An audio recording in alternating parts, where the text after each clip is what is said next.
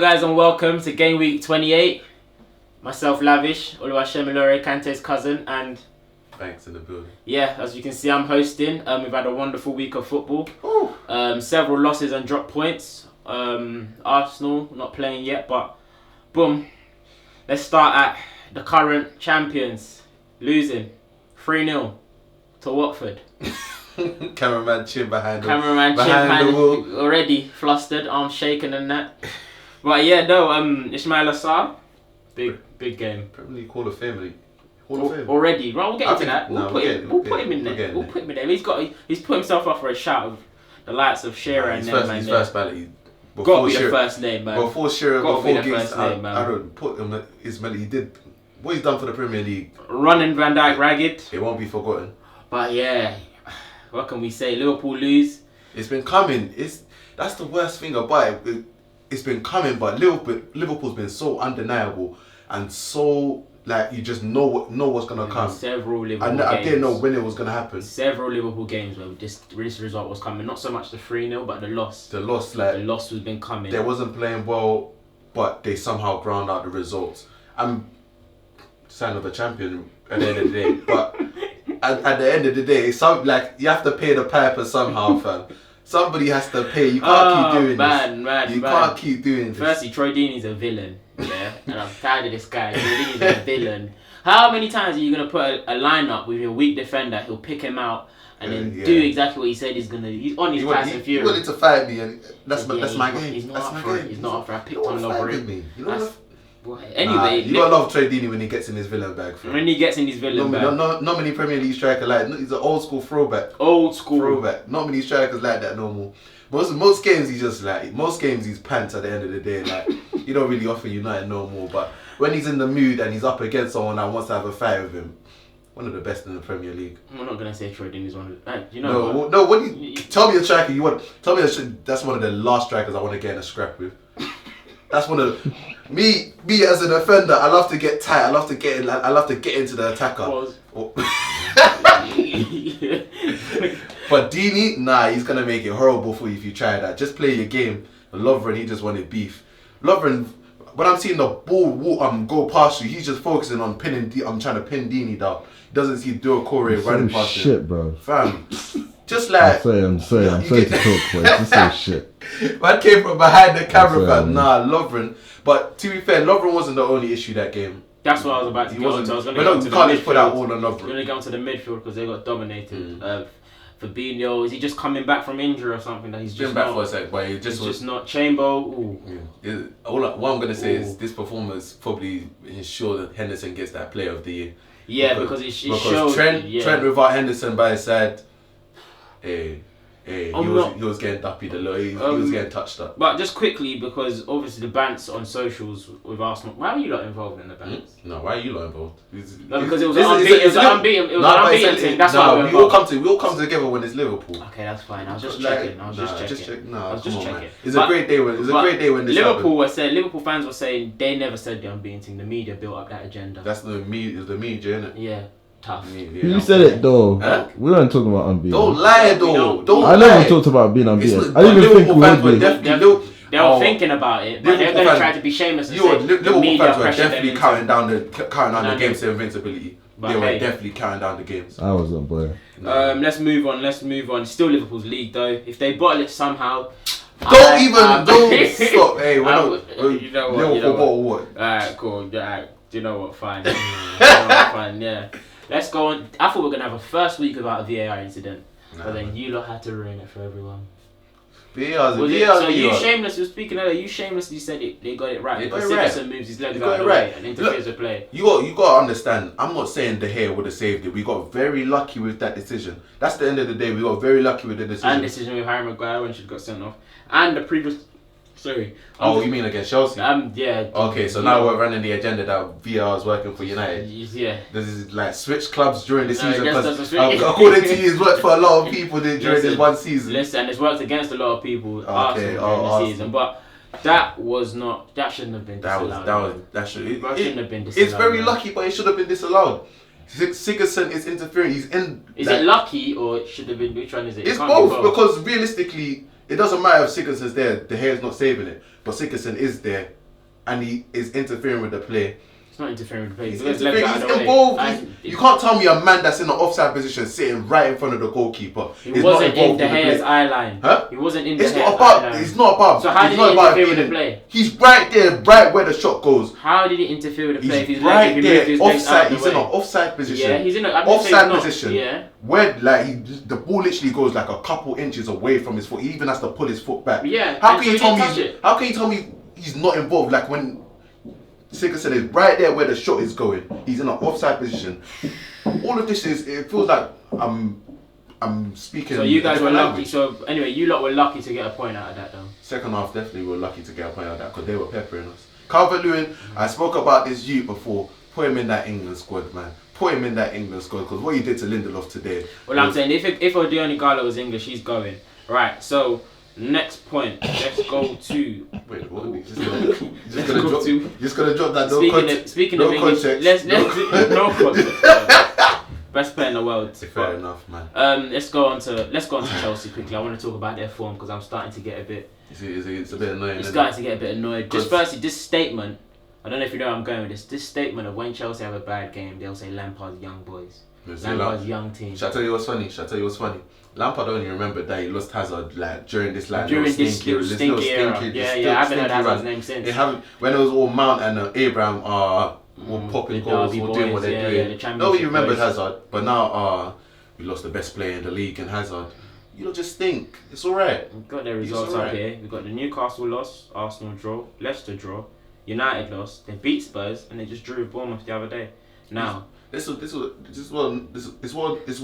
annoyed me about this league. It's so hard. Like I'm so angry because it take you so long to get. It's infuriating me that teams like Leicester and Chelsea, from what they've done in the first half of the season, that was good in the first half of the season, but recently they've stunk so badly. And no one's even United could have gone level on points or 1 point away from Chelsea if we beat Everton. No, I knew we wasn't going to win that game because when we get the chance to close up that gap. The golfing class in quality, we saw it in Champions League just quickly when we see Bayern dominate Chelsea. They could have played another 90, and another 90. The result would have been different. Never change it. But for me, I just don't understand we've signed Ziyech. All of the hot prospects you said, obviously Loftus is coming back from injury. Cho. Yeah, he's injured as well. Pulisic injured as well. What's going on? So they've had to deal with a couple of injuries. At the same time, this three at the back that they're doing, it looks ugly. There's cracks in it. And why I say there's cracks is because of the Aspie. Aspie will still be a weak link wherever you play him. Don't get it twisted. The three at the back worked when they had Tomori, Zuma, and Rudiger. Tomori was under pressure in that second half, though. Bournemouth match. That was his first start this year. Yeah, that was his first start. No, that was his first start this year. Weird. It was weird for him to just be dropped like this. So, but Lampard has his reasons and he knows him very well. But yeah, I just don't. I'm not having this young team thing with Chelsea lot. I'm not having it because Mount. Okay, people who start this young: Reece James, Mount, and Christensen. If you want to say Christensen, Christensen's 20. Christensen's 23. He's going to be 24 this year, next month, I think. But as a whole, they don't really have. They have young players in their squad, but in the 11, the constant 11, all of them are above 25. Yeah. All old. So you kind of we're not using the whole their inexperience. We're not using that. Yeah. Again, during the first half of the season, I was very pro Lampard and his use of youth across his whole squad. He had Tomori, Christensen, Abraham, Mount.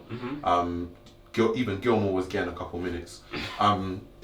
So he was but he's kind of moved away from that as the season's worn on, gone back towards Giroud in times when Abraham's been injured, Pedro, Barkley. So his management of the squad again. When you're I always feel when you go back to these tried and tested guys who haven't produced for you, it tells me something about you as a manager. Willian, Pedro. All of these guys that haven't been producing for you, you go back to them. It kind of tells me about something. To be honest, but when Willian and Pedro came on midweek against Bayern, they were putting balls into the box, and Tammy wasn't getting on the end of them. He wasn't as sharp in the box, so. Who are you saying is tried and tested? Because Willian and Pedro, you know what you're going to get. Yeah, you're going to get blitz throughout the game and you're going to get that odd opportunity they'll create. But I guess injuries have kind of played a part because Pulisic, I believe, is still injured. Although his one was a bit weird. People were saying he was dropped injured, but again, it just hasn't. As you said before, he's gone back to the older players, and now he's kind of having to. Now his tactics are kind of having to be put on display. On display, yeah. His tactics are on display now. The three at the back hasn't looked very fluent. What Lamps tends to get wrong is always his lineup. His starting lineup, and I mean formation as well, because he seems to just get outmanaged quite often. Predominantly in big games, you 3-peat to Ollie. It's lazy. That's very lazy. That's inexcusable. But that's sorry. This season's, if he gets top 4, it papers over the cracks. It gives him another opportunity. Yeah, definitely. But I think Lampard this season, we all said it from the start of the season, he has a clean slate. He can do what he wants. That's it. But we have to shine a light on that because it's not good enough. Because all the team, when they went on a 7-game run, they beat everybody they were supposed to beat. Right. Now they're losing games they're not supposed to be losing, and they're losing the games we expect them to lose. It's just not good enough. Do we have enough time to talk about Arsenal? Sneak it in there. Not so much Arsenal, I'm talking about Aubameyang because I don't want to talk about our performance against Everton. Or Everton when we won 3-2, when Aubameyang saved us there, and he nearly saved us with Olympiacos. That was unfortunate, and I felt sorry for him. I just want to conclude, I think he's leaving. Yeah, I think he's leaving. I think he knows that he can still play Champions League football, and there's teams that he's shown that in poor Arsenal teams he can still get goals. So if you can get that in drab, like awful Arsenal situations, then definitely if you go elsewhere, I believe he's going to maybe PSG. I think it's the best place to go. So predominantly, I don't know if Neymar and Mbappe are leaving this coming window. Mbappe, no. I can't see Neymar leaving. Okay, so then Aubameyang has 1 year to get the champs or get Champions League football at least under his belt because Cavani's off. Yeah, Cavani's off. And they need a goal scorer. Aubameyang in that listen. Aubameyang in that team. Levels. Aubameyang in that team is just stay up top, stay in the box, do what you don't need to do all this tracking back left wing, right. He can do what he wants at PSG, and I think it suits him in terms of like with the drip and all the stuff outside. He can flourish over there. He can flourish. He's been Germany before. I don't think he'll go Barca. I think if he goes to Barca, he'll get Coutinho treatment. It turns very toxic over there in Spain. It's been toxic for all of them.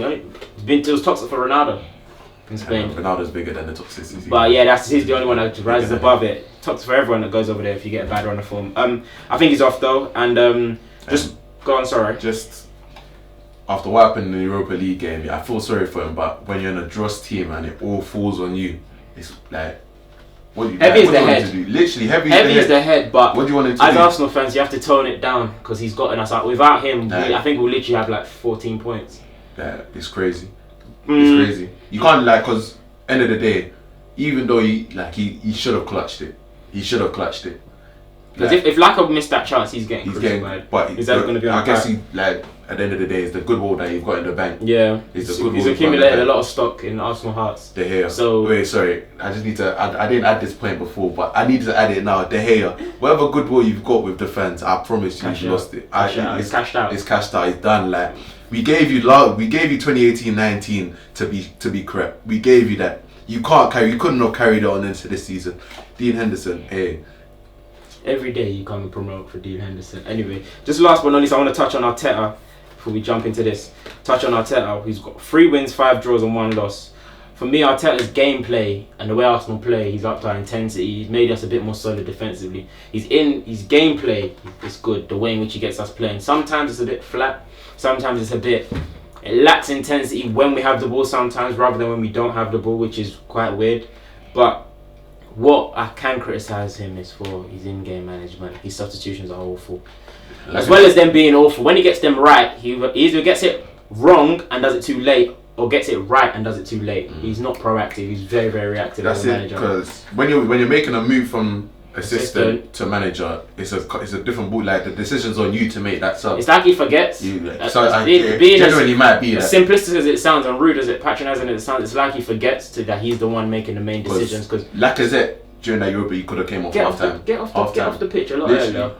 That's one thing I like Emery for, but he was like I said, Emery used to self-sabotage him by picking the wrong team to right his wrongs and then become the champion. And then lastly, quickly, just relegation is quite interesting in the Prem. And we always say we get criticised for not talking about relegation enough, so West Ham fans, here you have it. We've got Norwich. Send them guys. Norwich on 21 points, Villa on 25 points, Bournemouth on 27. 3 teams are on 27, Bournemouth, Watford and West Ham. And for me, those 3 are the big shocks. They should not be there. West Ham? Them three teams at the start of the season, they shouldn't be playing with. Generally, they shouldn't be there, but when you actually watch them play and see how crap both Pellegrini, David Moyes, like, it doesn't matter what they do, they're just like, for me, they're just dross. I really can't put my finger on what West Ham's problem is. With Norwich, I know the injuries was what finished them at the start of the season. Villa just can't keep concentration. They can't concentrate for 9 minutes, and that's fine. Brighton, lack of goals. Yeah. Bournemouth also lack of goals. West Ham, I don't understand.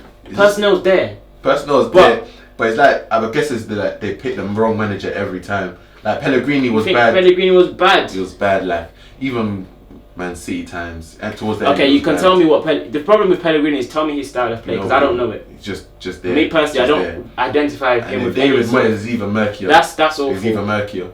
I don't know how you go back 18 months. David Moyes is there, and he said, "Yeah, let's run that." There are a lot of potential energy. None of it, like, they're just potential. West Ham potential. None of it's actual kinetic, move, like they actually. None of it's like real stuff. It's everything's just they got potential. They're buying FM merchants for nows. They're buying They've got all the man that we want to cup on FM. All the guys you see popping in the other league, they cop them. The virtual ballers. But who do we think's got obviously Norwich is gone. Sad times, but Villa's gone. Bournemouth last place for me. Bournemouth. You think Bournemouth? I think Bournemouth are gone, man. That's been our game week 28. Is there anything else you wanted to touch on? No, get the hair out. Literally just the hair, man. Just it's time to go. Like, hey, I used to say it like that. Time to go. It's actually time to go, man. Alright, it's been real. Like, follow, subscribe. You know the vibes. All of that stuff. Hey guys. Thanks for watching the Final Third. For more football analysis or sports content, please subscribe to our YouTube channel, The Final Third. Or follow us on Twitter @TheFinalThird_.